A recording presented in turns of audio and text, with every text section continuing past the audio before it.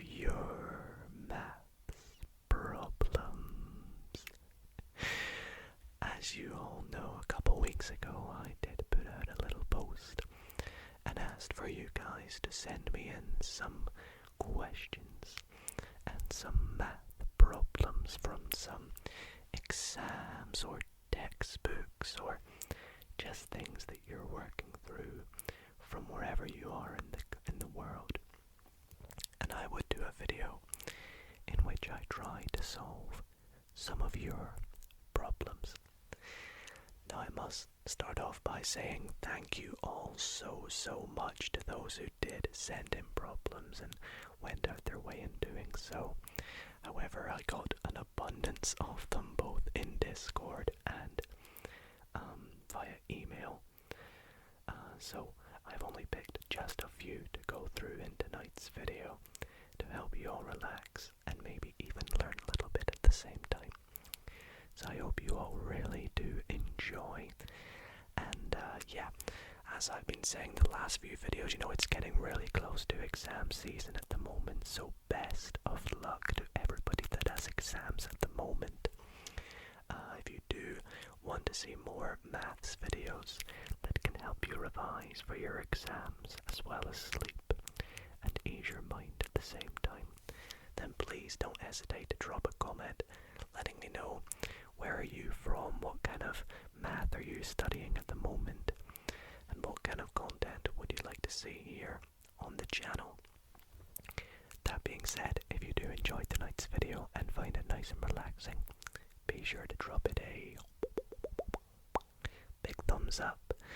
And I realize the video is called Solving Your Problems. That kind of does make me sound like a little bit of a therapist, but I'm gonna do my best at trying to solve your maths problems tonight. Now, I have looked at your questions, the ones that I'm going to be doing in tonight's video, and had a little glance at what to do, but this is genuinely going to be my first attempt at fully solving them, so hopefully all goes well, and if there are any errors I will correct them post-filming. So anyways, let's get into the first question that I have to solve for you.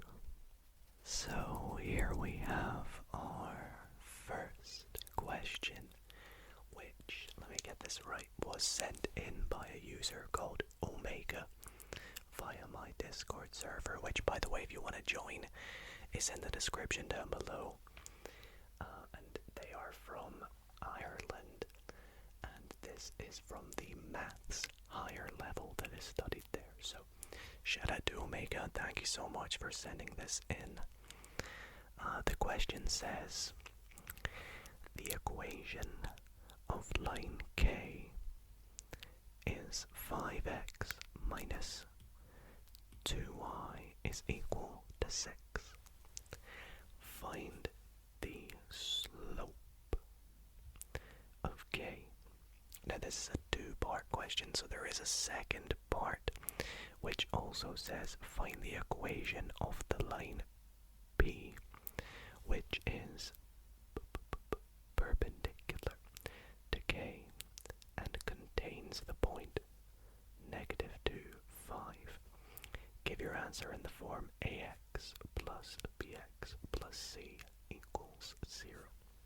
I never really liked that term, contains the point, when you're talking about straight lines. I prefer to just say the point lies on the line. Anyways, let's zoom the camera in a little bit for you all.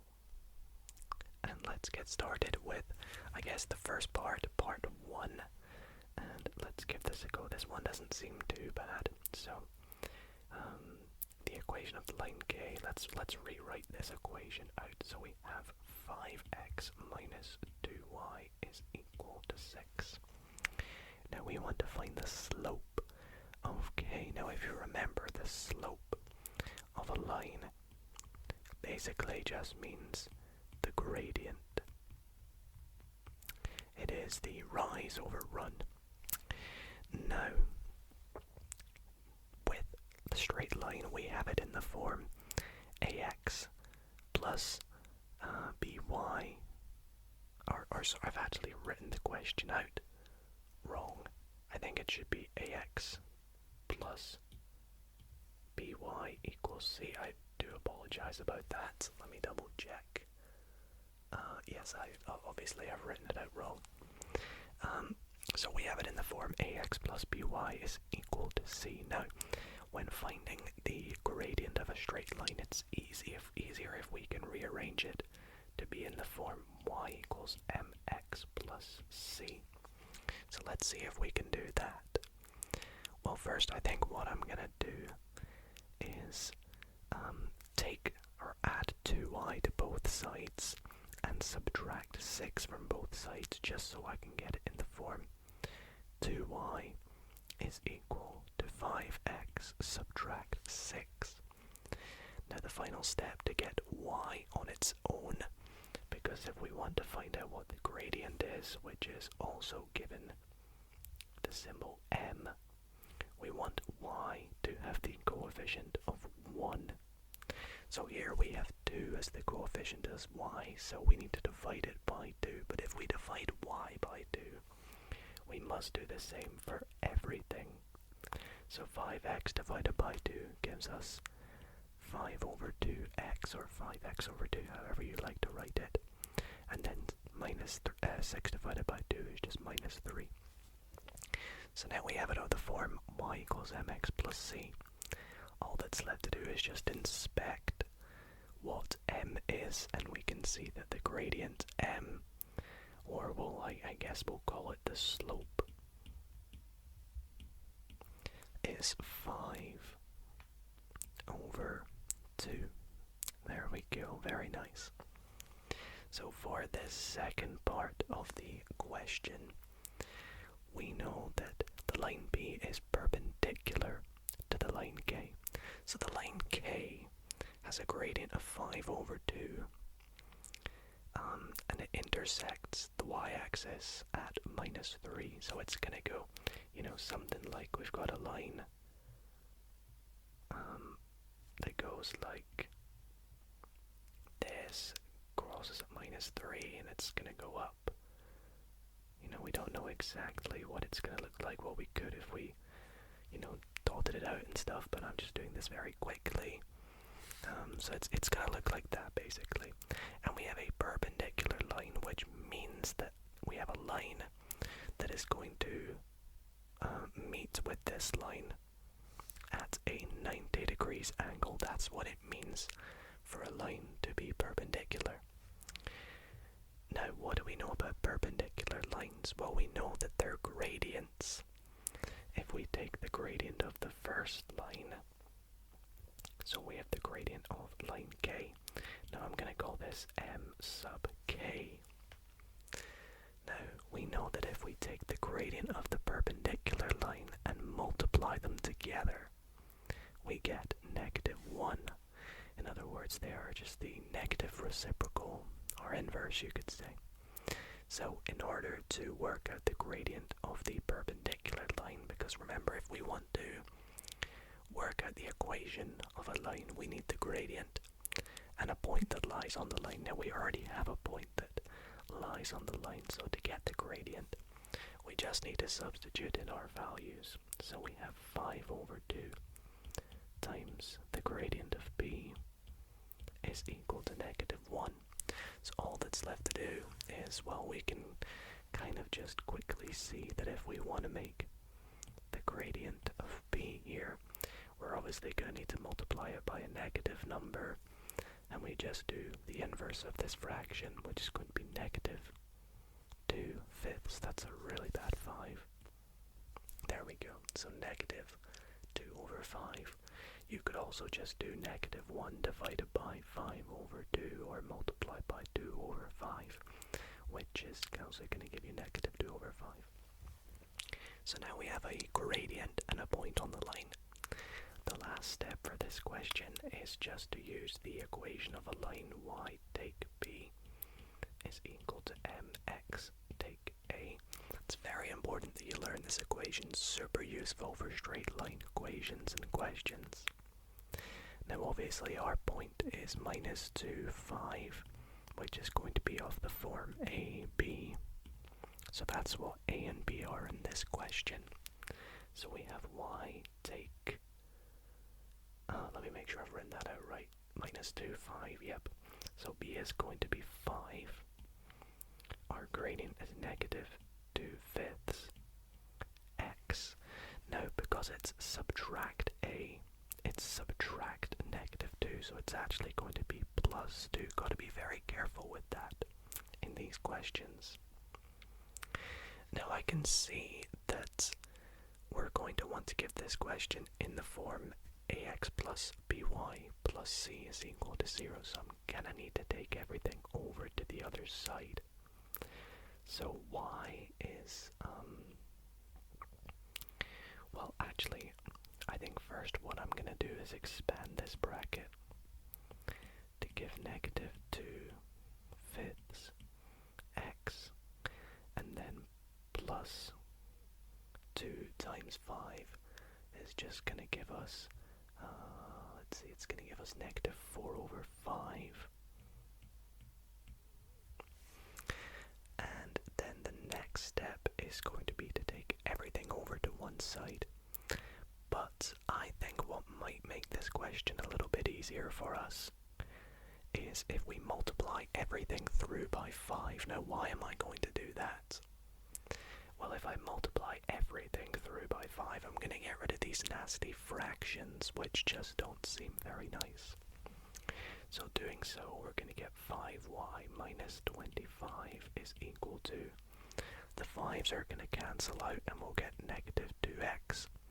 And again, the 5's will cancel out, we'll get negative 4. And now what we have to do is rearrange to get it off the form ax plus by plus c is equal to 0. So we're going to get 2x when we add 2x to both sides, plus 5y, and then minus 25 plus 4 is going to give negative 21 is equal to 0. And that's going to be our answer in the form ax plus by plus c is equal to 0. So there we go, that is question 1. Thanks so much again for sending this in. I hope I've got this right. And yeah, let's move on to the next question. Alrighty, so for this next question, I have one that was sent in by Finley, who sent this to my email. Shout out to Finley, who is from Wales, and says this is from the WJEC GCSE paper, or level, I guess. So thank you, Finley, for sending this in. Really excited to try and solve this for you. And this problem is, make C the subject of the following formula.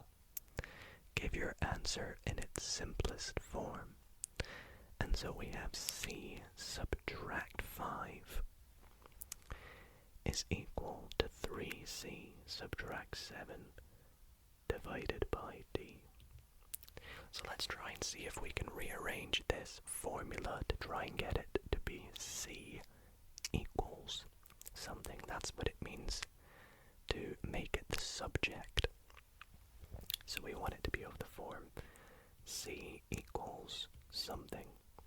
But we want to make sure that we do not have C dependent on C. So it can't be, for example, we cannot take what it is right now and just add 5 to both sides, because in doing so we would get 3C minus 7 divided by D plus 5, although that seems really easy. It is not the right answer because we want no C's on the right hand side. So let's zoom in a little bit here. Obviously get rid of this error and see if we can give this a go. Now when you do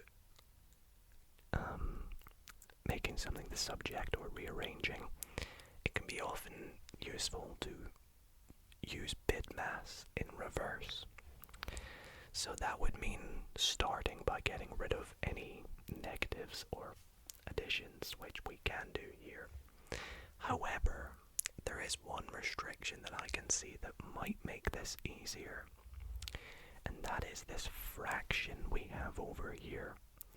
Because we have a fraction like we did in the last question, I don't like fractions, so let's get rid of it. I am going to start by multiplying everything through by d.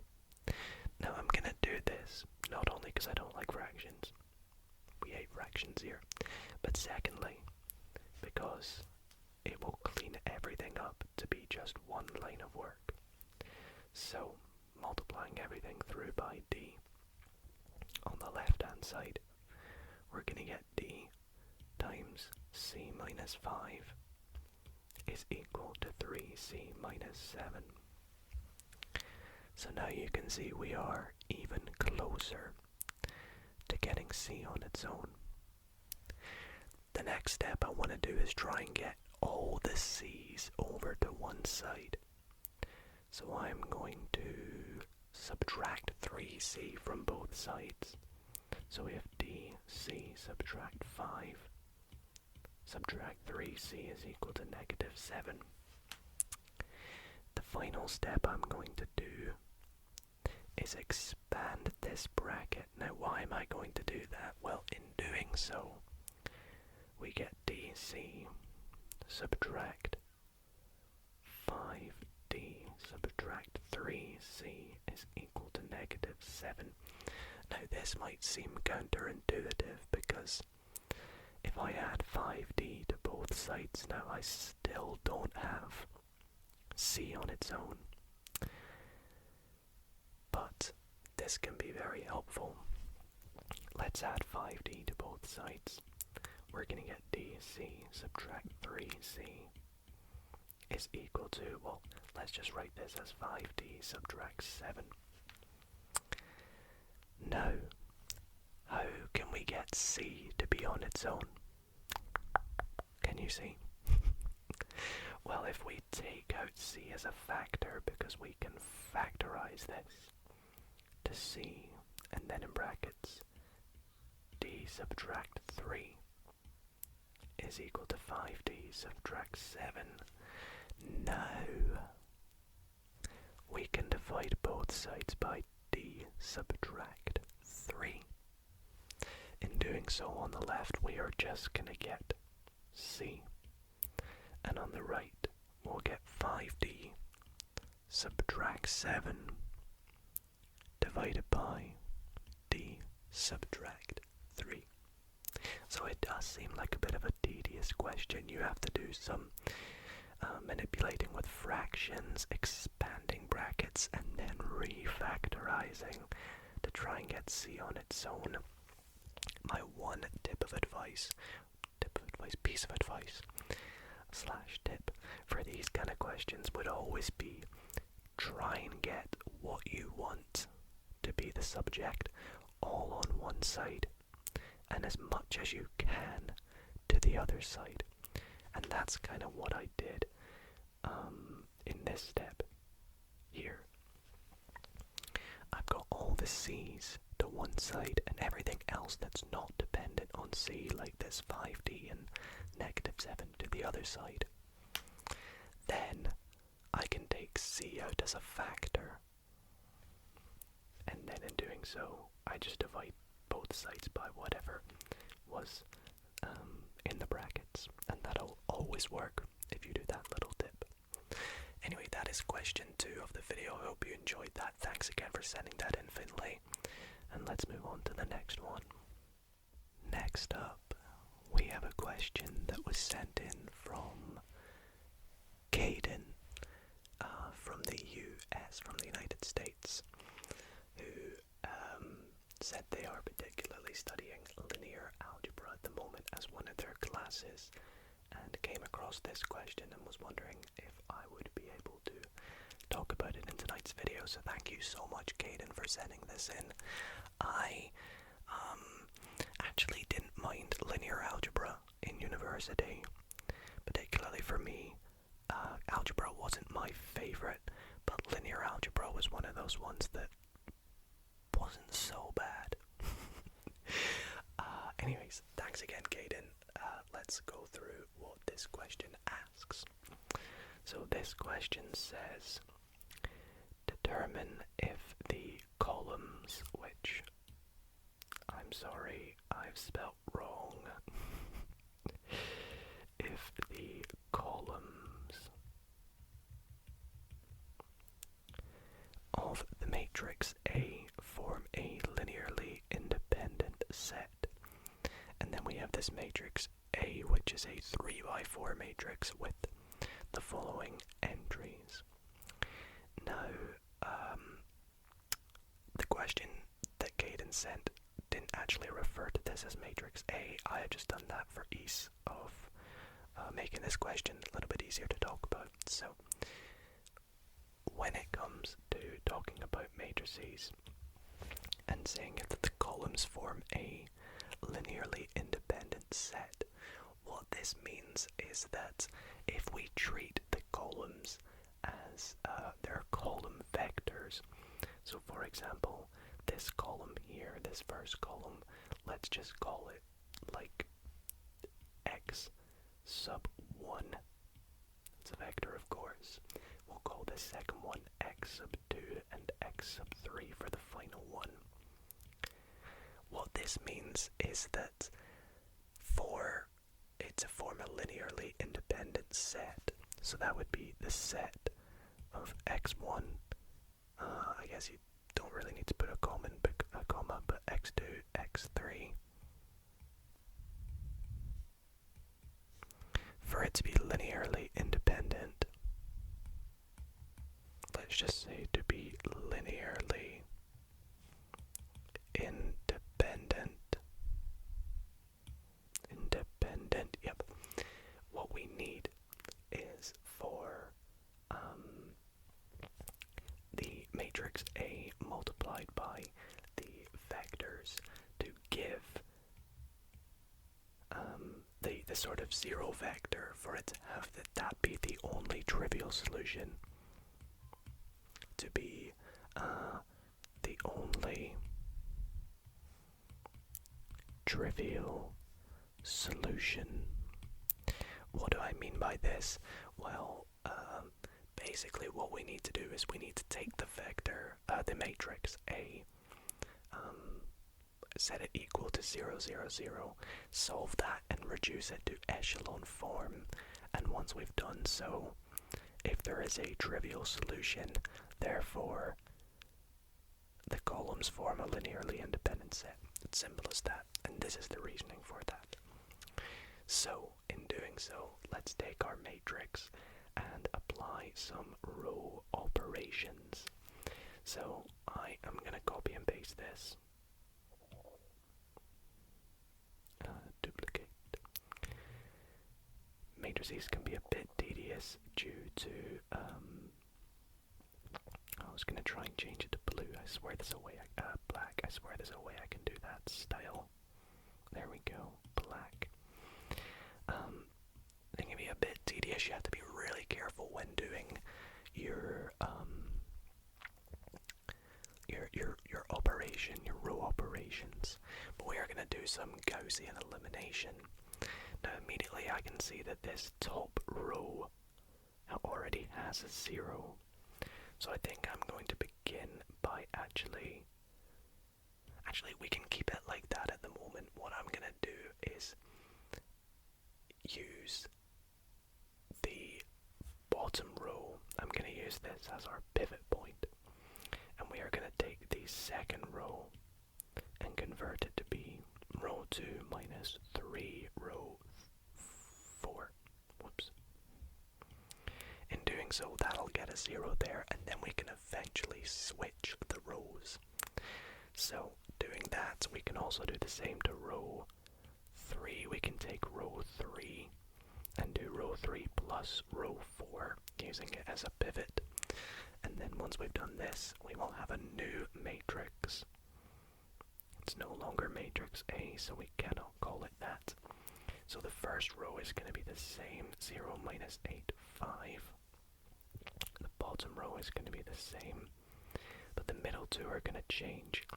So the first one, the second row, is going to be minus 3 times the bottom row. So this one's going to be 0.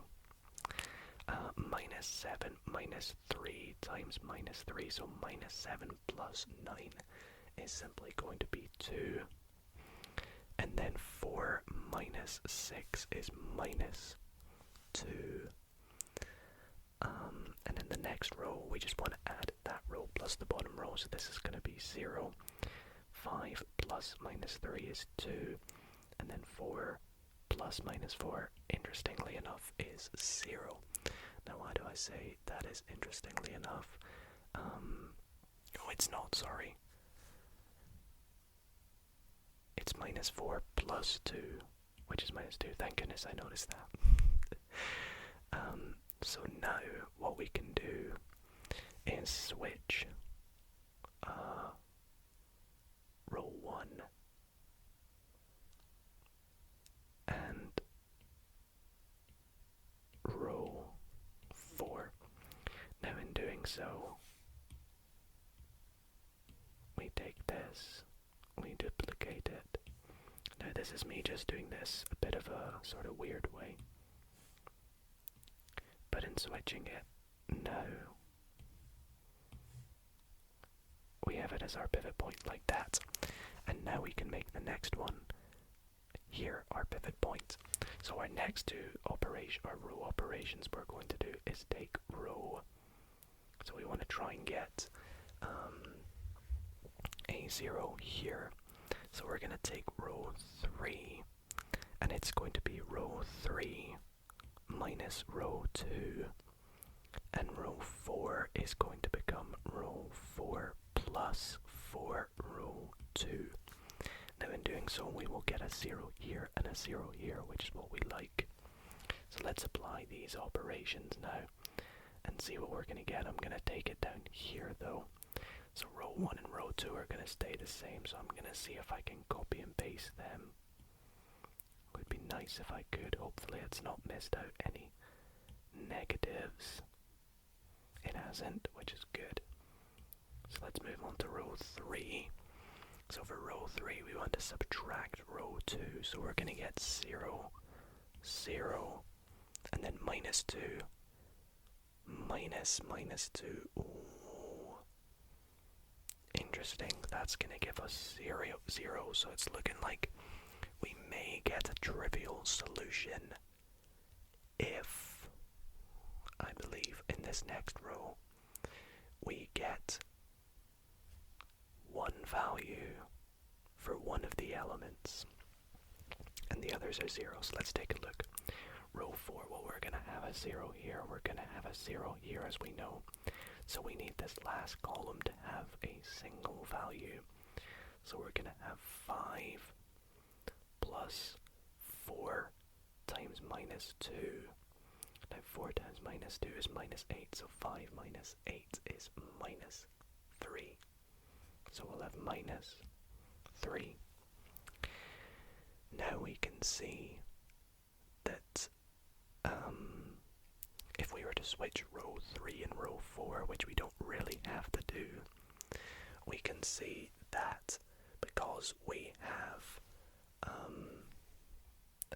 a single element here, 2 elements here, and 3 elements here, each row is dependent on its own particular element.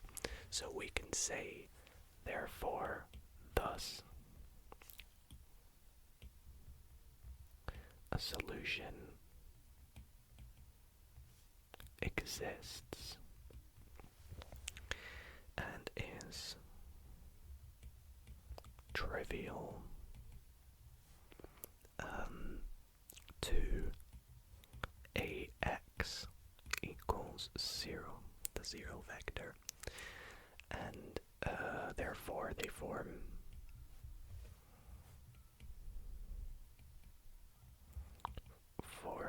a linearly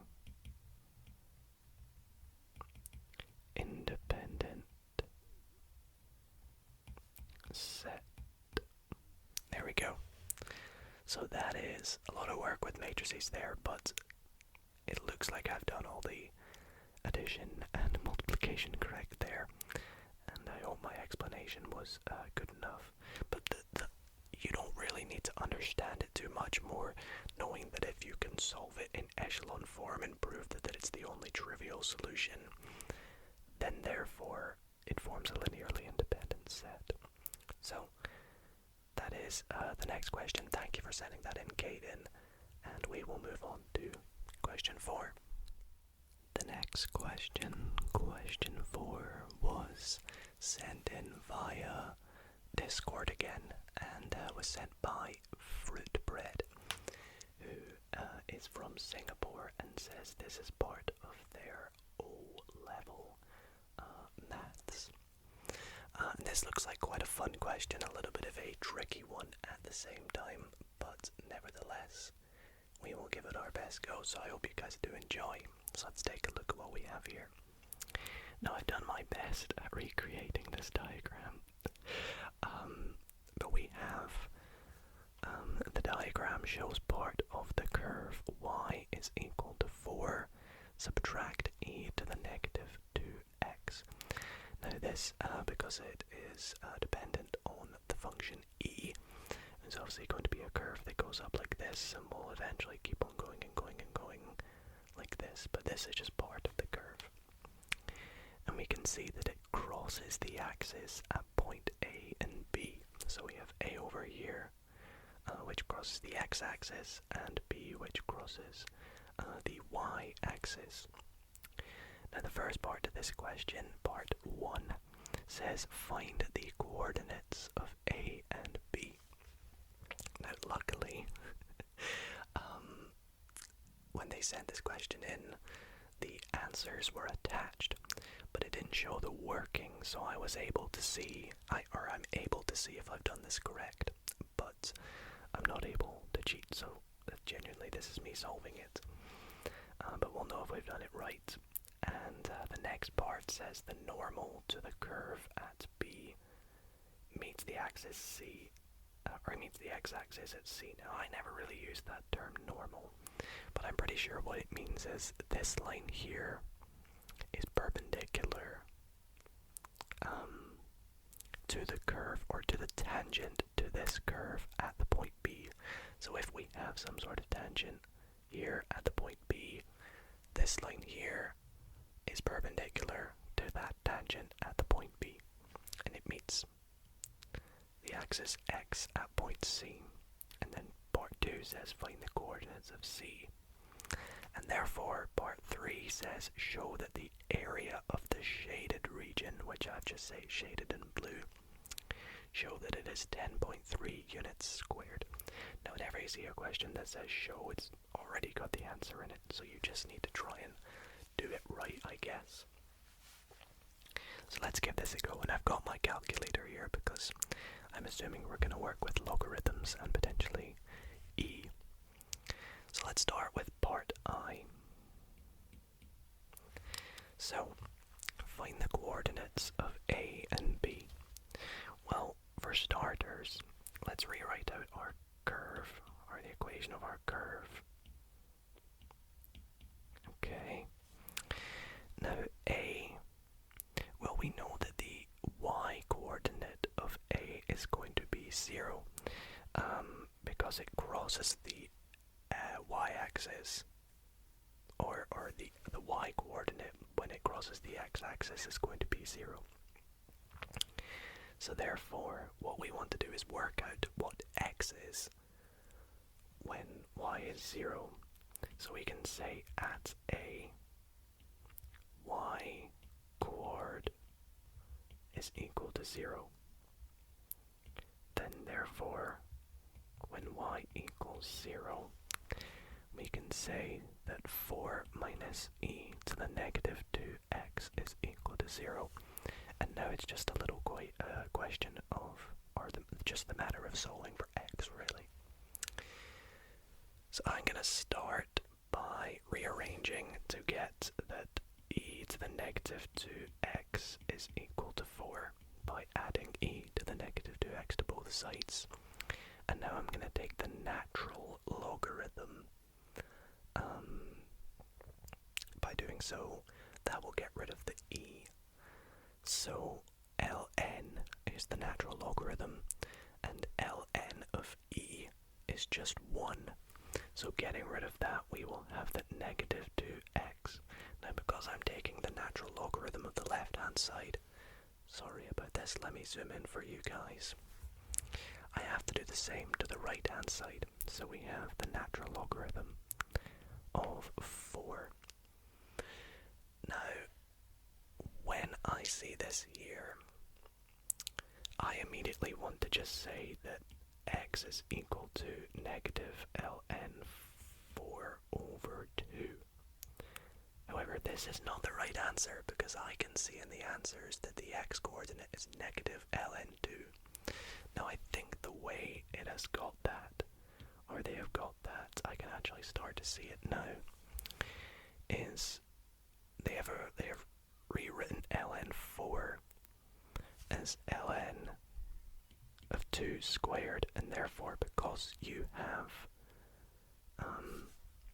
squared, you can use the natural log or the logarithm exponential rule to say that that is 2 ln 2, like so. So therefore negative 2x is equal to that. Divide both sides by negative 2 now. Well, negative 2 divided by negative, or 2 divided by negative 2 is just negative 1, so now you get minus ln 2. Now if I put this into my calculator, ln 4, I would just like to double check. 1.386. I would like to check if ln 4 is the same as, well, it'll be 2 ln 2, so it doesn't really help me. I should probably check if ln 4 over negative 2 minus 0.69, okay, is that the same as minus ln 2? It is. Okay, so good, I've done that right. So now we have the x-coordinate and the y-coordinate. So this implies that A is the point minus ln 2, 0. So now let's move on to the B coordinate. Now at B, because it crosses the y-axis, this is going to be when x is equal to 0. So at B, y-coord, the y-coord is equal to 0 when, oh no, sorry, the x-coord. Apologies for those who noticed that. So when x is 0, this one actually might be a little bit easier. We have y is equal to 4 minus e to the minus 2 times 0. Now anything times 0 is 0, and anything to the power of 0 is just 1. So this is going to be 4 minus 1, which is equal to 3. So therefore we have already done this one. So B. So this implies that B is the coordinates 0, 3, and I can actually check this. Yes, I've got that right, which is great. So nice to be able to check I've done that right. I guess just a little bit of working with logarithms and the function e. So let's move on to part 2. So once again, we have the normal to the curve at B meets the x-axis at C. So to sort of redraw this for you all, we have this curve, which I've drawn really poorly, and we have this point B. Now, the normal to this, which is going like this, is going to meet the x-axis down here at the point C. Now this normal is to the tangent of the curve at B. That's actually not a bad drawing. I'm pretty happy with that. Which means it's perpendicular. So in order to work out the coordinates of C, well, we know that the y coordinate of C, let's just write this to the side, y coord of C is equal to 0, because we know that it crosses the x-axis. So now if we can find the equation of this line BC, then we can perhaps work out the x-coordinate given that the y-coordinate is 0. So like we did in the very first question, in order to find the equation of a line, we need the gradient and a point on the line. Now unfortunately we don't have C, which is the point on the line we need, but we do have B, which lies on the line. So now we just need the gradient. So we'll say we need the gradient of BC. Now, like we did in the very first question, we can work this out given the gradient of the tangent line, which is the perpendicular line. Now, the gradient of that line is simply going to be the gradient at that point on the curve, which is at the point B. So what we need to do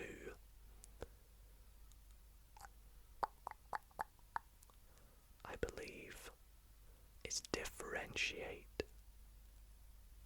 We need to find the derivative if y is equal to, I think this is what we need to do, 4 minus e to the minus 2x, yeah. So if we work out the derivative of that line, that will give us the gradient at that point. If we substitute in 0, because it's, yeah, so this here will give us the gradient of this curve at a given x value, and because we have the x value of 0 at B, which we set up here, then we can substitute that in. Nice, okay, so let me explain this a little bit better. Let's start by finding the derivative of this curve.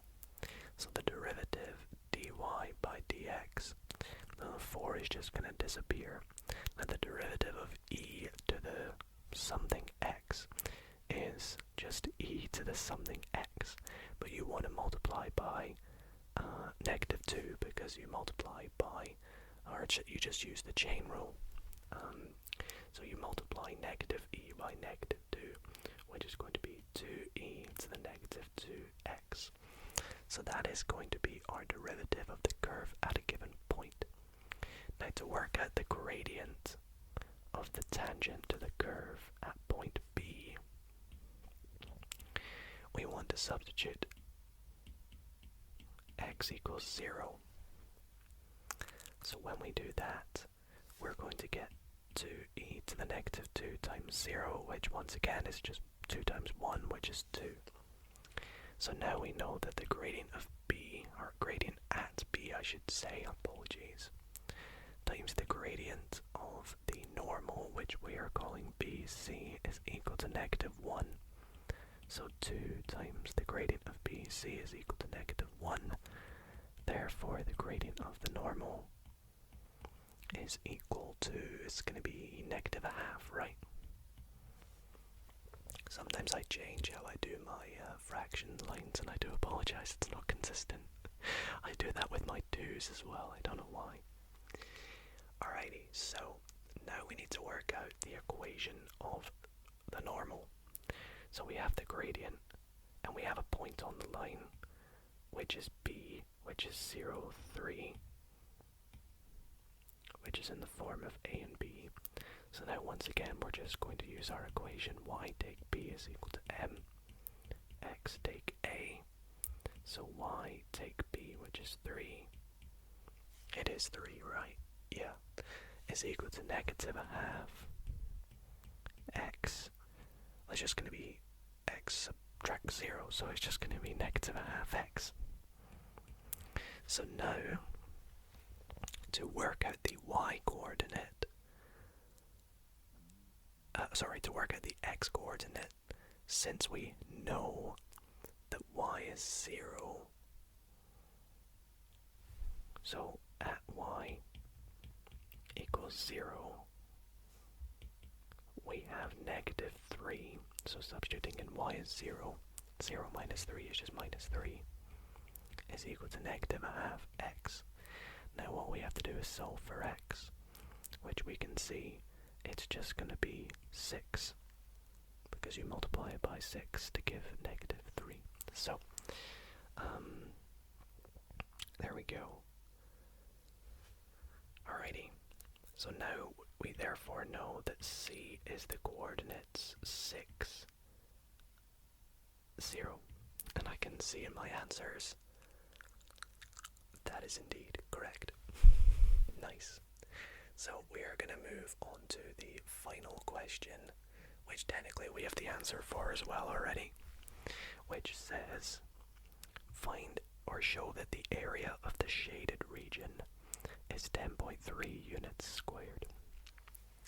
So to work out the area of this shaded region, I can see that it is the area under this curve plus the area of this little triangle. So we can kind of break this up to show that the area of the shaded region, this is part 3, I apologize, this is a very big question actually, is going to be this sort of little region plus this triangle.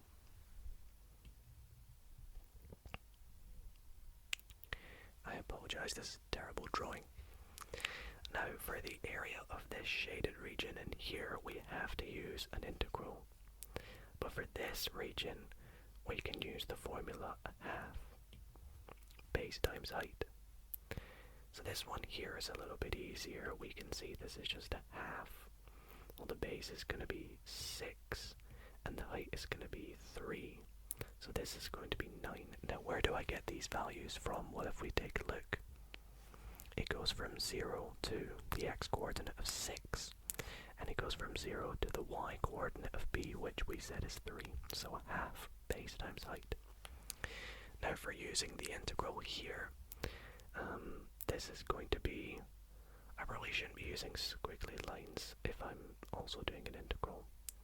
Well, we can say that our area is going to be the integral between the x values, which are from the x value of a, I believe it is, which is, oh gosh, negative ln2, of course it's something not nice, to the x value 0, and it is of the curve y, which, if I remember correctly, is 4 minus e to the negative 2x dx, and then of course we want a plus 9, so we'll remember that at the end.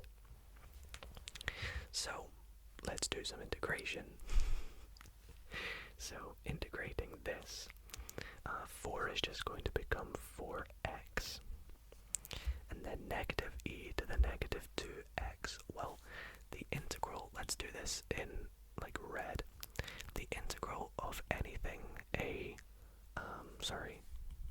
the integral of e to anything times x dx is simply equal to 1 over a times e to the ax.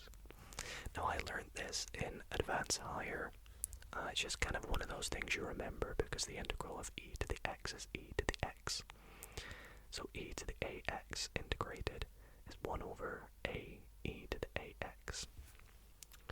It's just a thing you remember. So here we have, it's going to be 1 over negative 2, but we already have this negative, so the negative times the negative is just going to be plus a half e to the negative 2x. And we are integrating this between negative ln2 and 0, which is not nice, but we'll do it. So when we substitute in the 0, first, it's actually going to be not bad because this one's just going to become 0 and this one here is going to become a half. So it's going to equal a half. Subtract. Now what are we subtracting? Let's see. Negative ln2 times 4. Do you know what? I'm just going to keep this as one big thing and then use my calculator. So negative ln2 times 4 is negative 4 ln2. And then we're going to have plus a half e to the, it's going to be 2 ln2. And this is because it's going to be negative 2 times negative ln2. Now the negatives are going to go, so that's 2. So 2 ln2, which is kind of like what we did earlier, which is ln4, if you remember.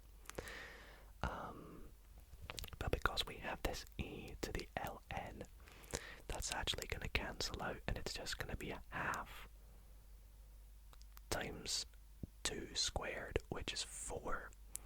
So let's close this bracket. Plus 9. So this is going to be a half minus ln2, or 4 ln2, which is plus 4 ln2. And then this is going to become 4, so it's minus a half times 4, which is minus 2, right? Plus 9. I hope I've done this right. We'll find out because we are looking to try and get 10.3. Please, please. Let's see. 0.5 plus 4 ln2 minus 2 plus 9. The plus 9 makes me feel a lot better because that's a big number. Let's take a look. Oh, thank goodness. We get 10.27. But it doesn't matter because that simplifies to, or rounds to 10.3, 1 decimal place, units squared, which is what we're looking for. So that is one hefty question, but I actually really enjoyed it. So once again, thank you to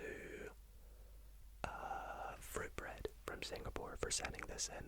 I hope this all made sense and I didn't go through it too quickly. But yeah, thank you so much, and we'll move on to question number 5.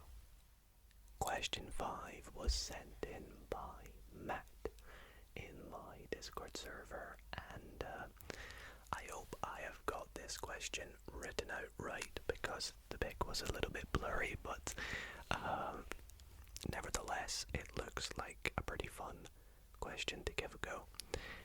And I'm realizing using a in this question is a bit annoying because it's question A, but this has nothing to do with the fact that there's A's here. Think of it as just 1 and 2. So the question says simplify each of the following, and we have 2 fractions that we need to simplify. Now whenever you see algebraic fractions and you're asked to simplify, usually this involves having to factorize, cancel, divide things. But in this case, it looks like it's just like a lot of factorizing, so let's try and give this a go. Starting with, let's just call it the first one. So I can see that the top question, or the top part of this fraction is a trinomial that can be factorized into 2 brackets. I'm going to extend this fraction a little bit. And I can also see that the bottom part of this fraction is the difference of 2 squares, which means subtracting 2 square things from each other. So we are also going to have 2 brackets. Now the bottom part is actually a lot easier to factorize because it's the difference of 2 squares. You write the square root of each of them in the ends of the brackets, one of them's a plus, one of them's a minus. Now this kind of, as someone that's done a lot of these questions in the past, this gives me a hint at how to factorize the top part. I think that this top part is going to have a factor of either a plus 1 or a minus 1, but let's take a look. Now because we have 2a squared, we know that one must be 2a and the other must be a. And what goes in the brackets? Well, I'm going to guess one of them is going to be a 1, and therefore the other must be, well, we're trying to make negative 5, so the other is going to be a 5. And if we take a look, one's going to be negative 5 and plus 1. Because if we multiply this out, we're going to get 2a squared minus 5a plus 2a, and that's going to give us that negative 3a. And then negative 5 will be negative 5 times 1. Now we can see that these two are going to cancel as we expected, therefore giving us a fraction of 2a minus 5 over a minus 1. And that is as simple as that gets. By simple, I mean you can't simplify it further. So let's move on to part B, which is d cubed plus 2d squared divided by 5d squared plus 15d plus 10. Great, so let's start by, I guess, simplifying the top and bottom bits respectively. So for the first bit on top, we have a factor, a common factor of d squared, and we multiply this to get t plus 2. When you multiply that out, you get t cubed plus 2d squared. On the bottom, we have a common factor of 5. I'm assuming this is the right way to do this.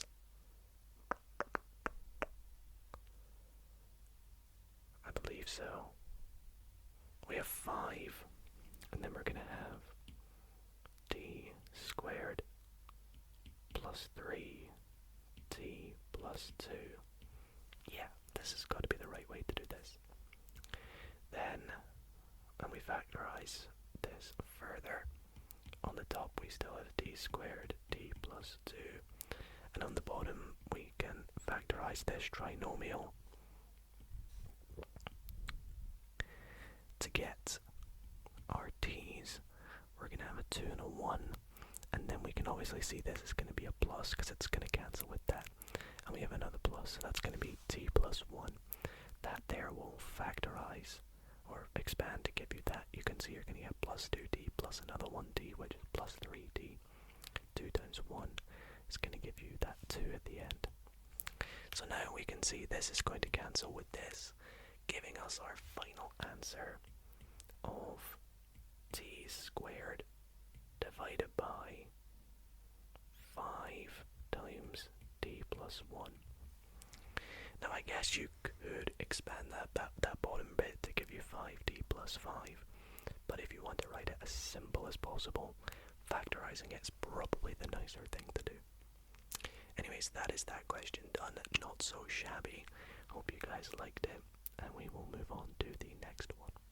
For the next question, this was sent in by someone via my email who said they wish to remain anonymous. I can't even say that word, anonymous, in the video, but I did reply to them because this question really looked fascinating, particularly because I love the diagram and I have done my best to recreate it. So I hope I've done a good job. If you are you and you know this question, I hope I've done it justice. But we have here a diagram of, we call these big wheels in the UK, but I believe this is American, which they call it a Ferris wheel. So the diagram below shows a Ferris wheel at a fairground. So we have this big wheel that looks like it spins anti-clockwise, and we have point A and point B on it with some stairs going up. The wheel has 16 chairs equally spaced on the circumference radius of the wheel is 9 meters. As the wheel rotates anti-clockwise, find the distance a chair travels from position A to position B in the diagram. Okay, so let's take a look at this. This looks like it's going to be a sort of sector of a circle question.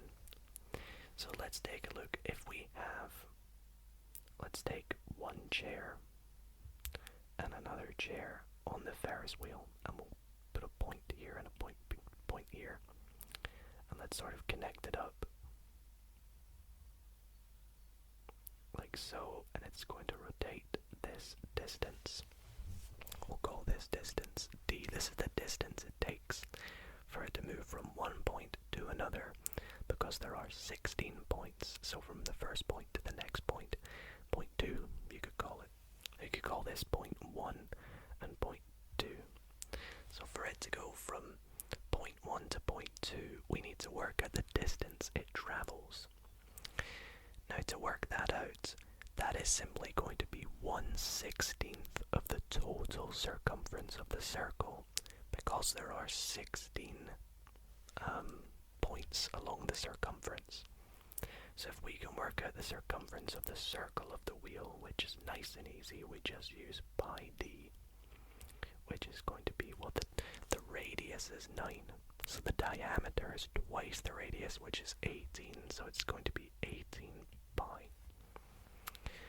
Therefore, for it to go from point A to point B, now if I've drawn this correctly, I believe it's 1, 2, 3, 4, 5, 6. Is it 7? I've drawn it out.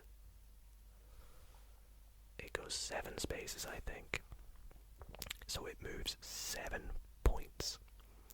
So each individual distance D is going to be 1/16 of 18 pi, which you can just write as 18 pi over 16, which simplifies to 9/8 pi. Right, yeah, 9/8 pi. So therefore, for it to move, let's just call it A to B. So that's 7 positions. So it's going to be 7D, which is 7 times 9/8 pi, which is equal to, let's see, 7 times 9/8 pi. It's going to give us 24.74 meters. So not too much working done for this question, but I think the thing with this question is really being able to understand geometry and being able to make sure you don't mess up with things like you're given the radius, and to interpret this as a sort of sector of a circle question. So I thought this was very fun, and to be honest, I had a lot of fun writing this question out. So thank you so much. You know who you are. Thank you for sending this in, and we'll move on to what is going to be the final question of the video. For the final question of this video, I have one that was sent to me by one of my moderators on Twitch and YouTube, Jamie. So thank you so much, Jamie, for sending this in. I've actually gone ahead and reworded this question to include you in the question rather than originally it was someone called Lauren. So apologies if you're called Lauren, you've been replaced by Jamie in this question. Anyways, this question says, a pie chart shows how Jamie spent his pocket money. Now I'm going to zoom in on this for you. So we have this sort of pie chart circle, which has different things that was spent on Jamie's pocket money, and it is shown in percentage, or I should say circle.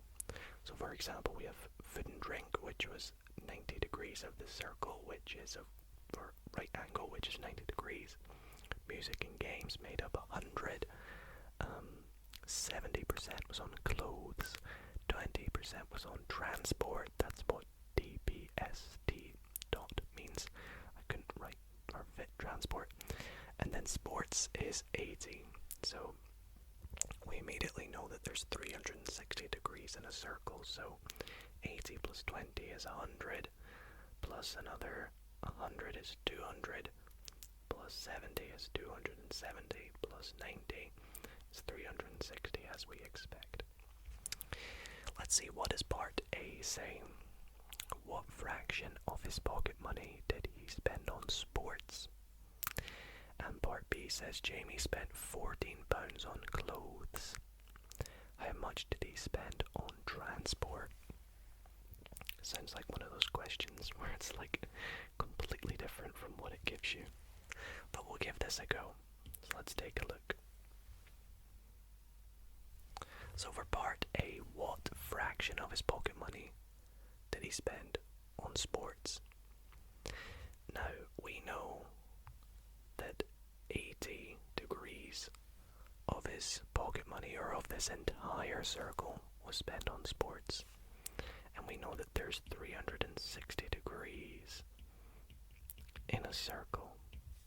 So therefore, 80 degrees out of that 360 degrees was spent on sports. Now that is actually technically the answer, but we can simplify this by simplifying this fraction. First, let's divide by 10 to get 8 over 36, and then we can factorize that further, divide by 4 and get 2/9 that was spent on sports. Nice and easy first part. Let's move on to part B. So Jamie spent £14 on clothes. How much did he spend on transport? Alrighty, so let's take a look at the fraction that was spent on clothes. So the fraction on clothes is 70 degrees over 360. So that's 70 over 360, which is 7 over 36. Or, oh, well, that's as simple as that gets, actually, isn't it? Yeah. Now, in order to work out the total amount of pocket money that Jamie has, we know that this fraction of his pocket money was 14. So this times his total pocket money, let's call it P, is equal to 14. So to work out P, we need to do 14 divided by 7 over 36. So the total pocket money, which is P, is equal to 14 divided by 7 over 36, which if I just put into a calculator,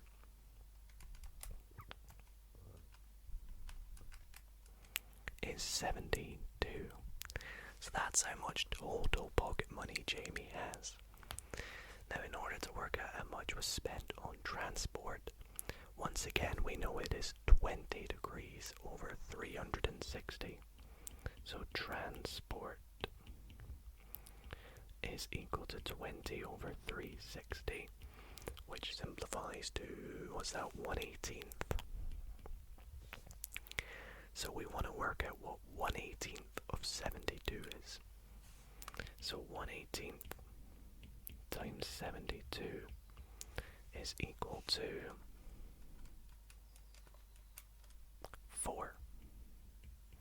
So £4 was spent on transport. Now there is actually another way you could do this. I guess you could see that because 7 over 36 was the fraction that was spent on clothes. If you think is get this to be 1/18th. We need to sort of convert it to 1/18th of the total budget to work out what the fraction is for transport. So in order to do this, how have we gone from this to this? Well, on the top we have divided by 7, and on the bottom we have simply divided by 2. So what we have done is we have created this new fraction, which is 7/2. So what we need to do is take this 7/2. Once again, we got this by doing 20/360.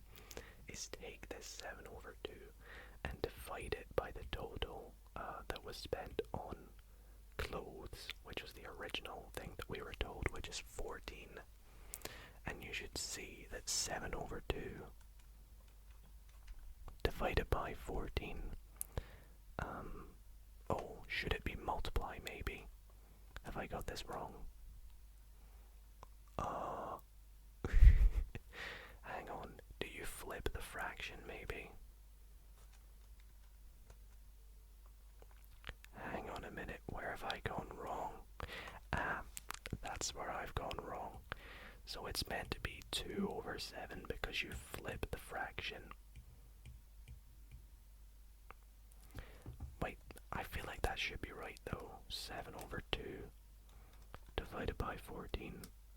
Or is it the other way around? 14 divided by 7/2. That's the right way. I wrote this the wrong way around. You take the budget that was spent on clothes and you divide it by the change, which was 7/2, and that gives you 4. So you can see how that's come about there. But I would use this method at the top here. This one here, that's the method I use. It's a sort of fancier way. But anyways, that is going to wrap up tonight's video in which I solved some of your maths questions.